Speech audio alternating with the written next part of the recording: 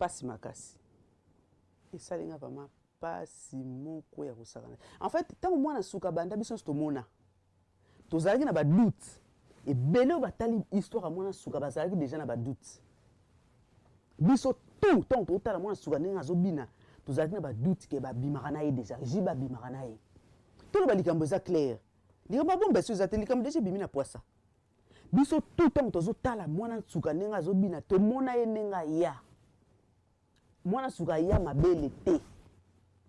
Ndenge mabambuma mabele ezobota tozomona ye ndenge ezobota. Donc ça veut dire que biso vraiment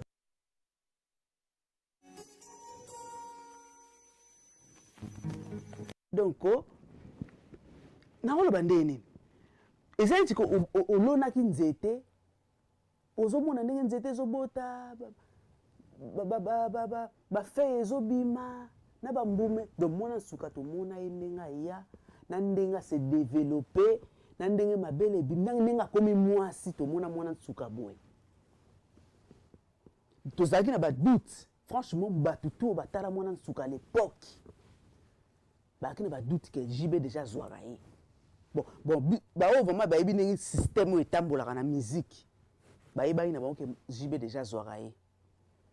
mais ntango ye mosusu aye koconfirme nde esali bato choc nde esali biso choc parce que omoni kozala na doute na kozala na confirmation eza eloko moko te tozalaki na badoute mais tozalaki na tobandaki komona mais tozalaki quand même na badoute ok kolo eloko obi mutu so azoloba vérité mingi eyebanaka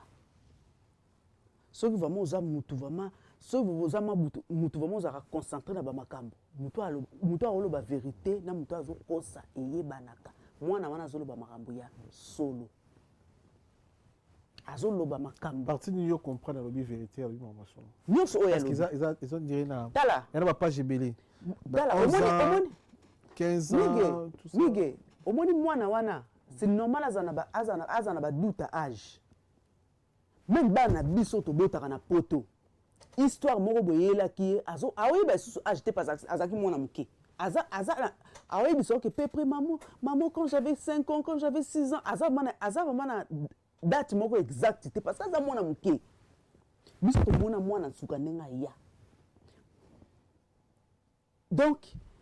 c'est normal que azana mo ba doute ba âge peu près ça ki mona moke 10 ans to mona ndenga ya ko tulika ba wanga na te ko to mona ndenga ya aya mona nsuka ya mabele aya tolo plat c'est normal que a reconnaître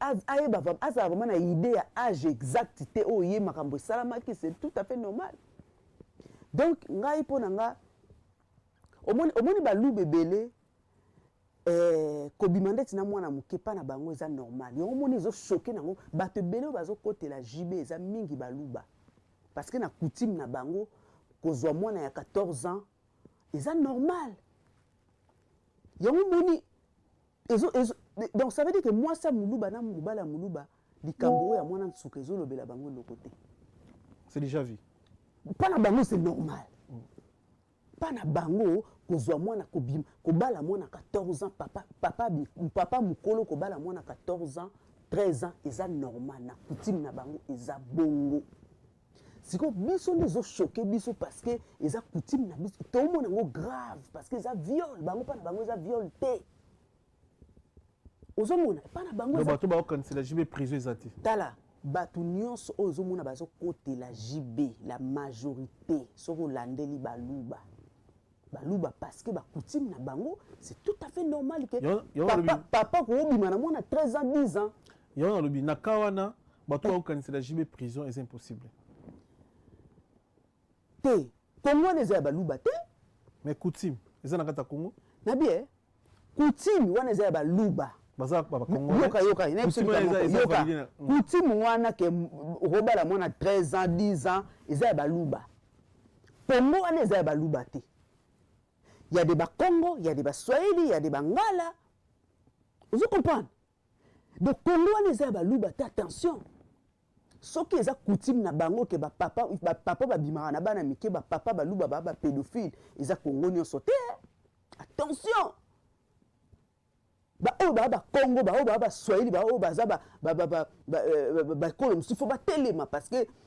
tokokota na coutume na bino te po bino na ekolo na bino bobimaka na babana mike biso toyoka bino tolanda bino non biso faut totelema po nga na muluba te par exemple nga na muluba te il faut choquer nga po nga na muluba te Congo wana Congo mobimbeza ya baluba te toza na président ya muluba mais Congo wana eza ya Félix te il faut pas respecter pe ba droit ba nini ya ba ekolo mususu non. Mais pasteur Casper aza muluba auto bala mona ya mais ça ba loi na bango ba droit na bango ke ban ke ba luba ba bala bana ya bana mike ba 14 ans 15 ans